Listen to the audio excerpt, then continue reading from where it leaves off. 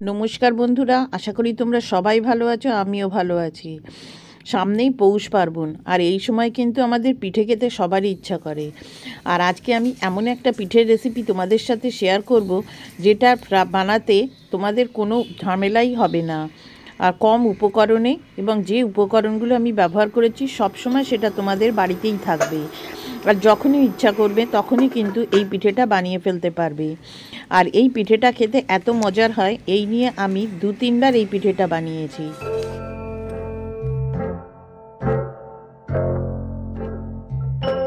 প্রথমেই বলি পিঠেটা বানাতে কি কি উপকরণ লাগবে। এখানে আমি 1 কাপ ময়দা নিয়েছি, আর কিছু কিশমিশ নিয়েছি, কিছু আমন্ড কুচি করে নিয়েছি, 3টে এলাচ নিয়েছি, আর একটু পেস্তা নিয়েছি। 1/4 কাপ চিনি নিয়েছি, আর এখানে 3/4 কাপ দুধ নিয়েছি। দুধটাকে ফুটিয়ে আমি ঘন করে নিয়েছি। আর এখানে আমি কিছু গলানো ঘি নিয়েছি। এই উপকরণ নিশ্চয়ই সবার বাড়িতে সবসময় থাকে। এবার একটা বাটি নিয়ে এর বাটির ভেতরে যে ময়দা নিয়েছি সেই ময়দাটা দিয়ে দিলাম, 1 চিমটি লবণ দিয়ে দিলাম, দিয়ে ভালো করে মিশিয়ে নিয়ে রুম টেম্পারেচারে রাখা অল্প অল্প করে জল দিয়ে একটা ডো বানিয়ে নিতে হবে। যেরকম আমরা লুচির বা পরোটার জন্যে আটা মাখি, ঠিক সেই রকমভাবে এটাকে মেখে নিতে হবে। দেখো, খুব ভালো করে নরম করে এরকমভাবে মেখে নেবে। নিয়ে এটাকে আমি 10 মিনিট একটুখানি রেস্টে রেখে দেব। 10 মিনিট পর এবার এটা থেকে লুচি থেকে একটু বড় বড় সাইজের, দেখো ঠিক এই রকম আমি ছোট ছোট বলের মতো করে কেটে নিচ্ছি। সবগুলো এরকম কেটে নিয়েছি। এখানে আমার 8টা মতো বল হয়েছে 1 কাপ আটা ময়দা দিয়ে। এবারে একটুখানি ময়দা ছড়িয়ে নিয়ে একটা নিয়ে এরকম লুচি থেকে একটু বড় বড় সাইজ করে এটাকে বেলে নিচ্ছি। তবে এটা খুব পাতলা বেলতে হবে। একটা একটা করে বেললে কিন্তু এটা খুব পাতলা একটা হবে না। দেখো আমি যেরকম বেলছি এরকমভাবে বেললেও কিন্তু পাতলা হবে না, এটা করতে একদম পাতলা লাগবে। দেখো সবগুলো আমি বেলে নিয়েছি। এবারে কি করব, এরকম একটা নিয়ে নেব, নিয়ে এর উপরে যে ঘিটা গলিয়ে রেখেছিলাম সেই ঘিটা চারিদিকে ভালো করে লাগিয়ে দেব। সব দিকে লাগানো হয়ে গেছে। এবারে এরকমভাবে একটু ওপর দিয়ে আমি এরকমভাবে একটুখানি আটা বা ময়দা ছড়িয়ে দেব, দিয়ে এর উপরে আবারও আরেকটা রুটি এরকমভাবে রেখে দেব, দিয়ে আবারও এই পদ্ধতিতে ঘি লাগিয়ে নেব। আমার এখানে 8টা রুটি আমি এরকমভাবে বেলে নিয়েছিলাম। আমি 4টে করে এরকমভাবে একটার পর একটা দিয়ে সেট করে নিচ্ছি। দেখো 3টে আর একটা 4টে দেব, দিয়ে এবার এটাকে আমি বেলে নিচ্ছি। এইবারে এটা বেললে কিন্তু অনেকটা বড় হয়ে যাবে। দেখো ঠিক এরকম ঘুরিয়ে ঘুরিয়ে গোল করে বেলে নেবে। তোমরা এরকমভাবে কিন্তু স্প্রিং রোলের শিটও কিন্তু বানিয়ে নিতে পারো। একটা হয়ে গেছে, আবার বাকি যে 4টে ছিল সেই 4টে ঠিক একইভাবে আমি বেলে নিচ্ছি। দেখো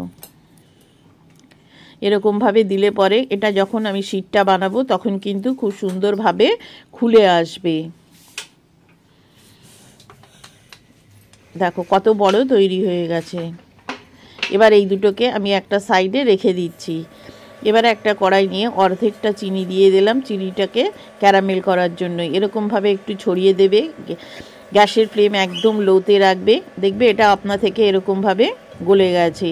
যখন সম্পূর্ণ চিনিটা গলে যাবে তখন দেখবে একটা কি সুন্দর একটা কালার চলে এসছে। খেয়াল রাখবে যেন চিনিটা পুড়ে না যায়, আর এই সময় অবশ্যই কিন্তু গ্যাসের ফ্লেমটা একদম লোতে রাখবে। দেখো ভালো করে মিশে গেছে এবং কালারটাও চিনির খুব সুন্দর চলে এসছে। এবার যে দুধটা আমি ফুটিয়ে রেখেছিলাম সেই দুধটা দিয়ে দিলাম। দেখো দুধটা দেওয়ার ফলে চিনিটা কিন্তু এরকম হয়ে গেছে। এতে ভয় পাওয়ার কিছু নেই। দুধটা যখন ফুটতে থাকবে তখন আস্তে আস্তে চিনিটা গলে যাবে। বাকি যে চিনিটুকু ছিল সেটুকুই দিয়ে দিলাম। এরমভাবে করলে পরে দেখো যখন সমস্ত ক্যারামেলটা গলে যাবে তখন দেখো কত সুন্দর কালার এসছে। আর যে 3টে এলাচ রেখেছিলাম সেই 3টে গুঁড়ো করে এর ভেতর দিয়ে দিলাম। এবার এটাকে একটু ফুটিয়ে আমি ঘন করে নেব, খুব বেশি ঘন করার দরকার নেই। এবারে যেটা বেলে রেখেছিলাম সেটা এরকম একটা চাটুতে দিয়ে দিলাম। কোনো ঘিটি কিচ্ছু লাগবে না। এপিট ওপিট করে দুবার উল্টে নিলে দেখবে ঠিক এরকমভাবে খুন্তি দিয়ে এরকম করলে এক একটা করে শিট এরকম উঠে আসছে। দেখো কতটা পাতলা তৈরি হয়েছে এবং আমার হাতও কিন্তু এখানে দেখা যাচ্ছে। এইভাবে তোমরা এই শিটগুলোকে তৈরি করে ফ্রিজে সংরক্ষণ করে 1 মাস পর্যন্ত রাখতে পারবে। একটা এয়ারটাইট কন্টেনারে করে রেখে দেবে। দেখো কত পাতলা, কত সুন্দর ঝটপট এই শিটগুলো তৈরি হয়ে গেছে। এবারে নেক্সট স্টেপে চলে যাচ্ছি। এবার এরম একটা শিট নিয়ে নেবে, নিয়ে এর ওপরে একটা যেটার মধ্যে আগে সেট করব সেইটাকে একটুখানি আমি ঘি ব্রাশ করে এটাকে একটা সাইডে রেখে দিলাম। এবারে এইটার উপরে ঠিক এরকমভাবে আমি একটু হালকা করে ঘি ব্রাশ করে নিচ্ছি। তোমরা ঘিয়ের পরিবর্তে কিন্তু বাটারও ব্যবহার করতে পারো। দেখো ঠিক ছোটোবেলায় যেরকম পাখা বানাতাম কাগজ দিয়ে, ঠিক এরকমভাবে কুচি করে নিতে হবে। এটার নাম পিঠেটার এখন আমি বলছি, এই পিঠেটার নাম হচ্ছে কুচি পিঠে। যেহেতু এরকম কুচি কুচি করে কাপড়ের মতো ভাঁজ করে তৈরি করা হচ্ছে, সেই জন্য এই পিঠেটার নাম কুচি পিঠে। এইটা কিন্তু বাংলাদেশে খুব এখন ফেমাস পিঠে। এটা আমি আজ তোমাদের সাথে শেয়ার করলাম। দেখো এরকমভাবেও তোমরা এটাকে করে নিতে পারো, যেরকম আমরা কাগজ দিয়ে ছোটোবেলায় পাখা বানাতাম। এবারে এখান থেকে খুলে নিয়ে আবার ঠিক যেখানে শেষ হয়েছে সেখান থেকে এরকম ঘুরে ঘুরে নিয়ে আবার এটাকে এরকমভাবে আটকে দেবে। আর টুথপিকটা দিয়ে চারিদিকটা এরকম সিকিওর করে নেবে, যাতে এটা পরে আমি যখন এটাকে সেঁকবো তখন যাতে খুলে না যায়। পুরো যতটা শিট তৈরি করেছি দিয়ে এরকমভাবে দেখো টুথপিক দিয়ে আমি এটাকে এরকমভাবে সিকিওর করে নিয়ে এটাকে আমি এবার পরের স্টেপে চলে যাচ্ছি। এবারে যে ঘিটুকু ছিল সেই ঘিটুকু আমি এখানে তাওয়াতে দিয়ে দিলাম, ভালো করে ছড়িয়ে দিচ্ছি।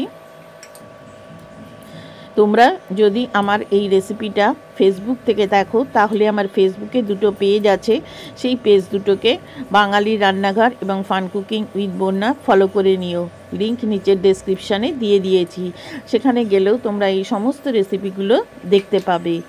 দেখো এক পিঠ হয়ে যাওয়ার পর আমি ঘি লাগিয়ে দিয়েছি, দিয়ে আবারও এরকমভাবে এটাকে উল্টে দিলাম। দু পিঠটা বেশ লাল লাল লাল লাল করে এরকমভাবে করে নিতে হবে। এটা মুচমুচে আর ভেতরটা কিন্তু বাইরেটা মুচমুচে হবে আর ভেতরটা কিন্তু একদম নরম থাকবে। দেখো পুরো লাল লাল করে আমি দুদিকটা ভেজে নিয়েছি। এবারে আর একটা স্টেপে চলে যাচ্ছি। এবার এটাকে আমি এই প্লেটে নামিয়ে নিলাম। নামিয়ে নেওয়ার পর এটা থেকে যে টুথপিকগুলো আমি লাগিয়েছিলাম সেই টুথপিকগুলো আমি খুলে নিচ্ছি। দেখো কত সুন্দর লেয়ারগুলো দেখা যাচ্ছে, একদম লাচ্ছা পরোটার মতো লাগছে। এবার যে টিনটা আমি গ্রিজ করে রেখেছিলাম তার মধ্যে এটা দিয়ে দিলাম।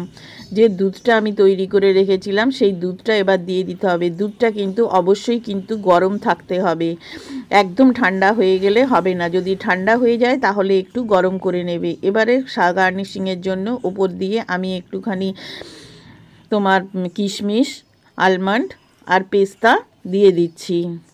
তোমরা তোমাদের পছন্দ মতো ড্রাই ফ্রুটস দিতে পারো বা না দিলেও কোনো অসুবিধা নেই। তবে এখানেই কিন্তু রেসিপিটা শেষ হয়ে যায়নি, এরপরে কিন্তু আর একটা স্টেপ আছে।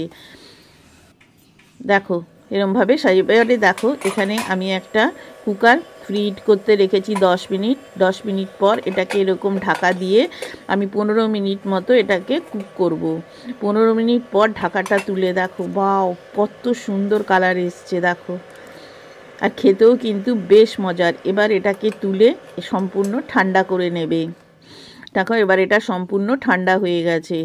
দিয়ে এবারে তোমরা এটাকে তোমাদের মনের মতো পিস করে কেটে নাও। দেখো কত সুন্দর তোমার কুচিগুলো দেখা যাচ্ছে। দেখো এবারে একটা প্লেটে তুলে নাও। আমি তোমাদের একটুখানি কাছে থেকে দেখাচ্ছি।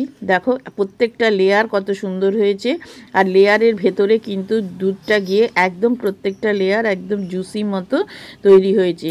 রেসিপিটা বাড়িতে বানালে কেমন খেতে হয়েছিল সেটা জানাতে ভুলো না। আর পুরো রেসিপিটা আমার সাথে দেখার জন্য তোমাদের সবাইকে অসংখ্য ধন্যবাদ। Thank you.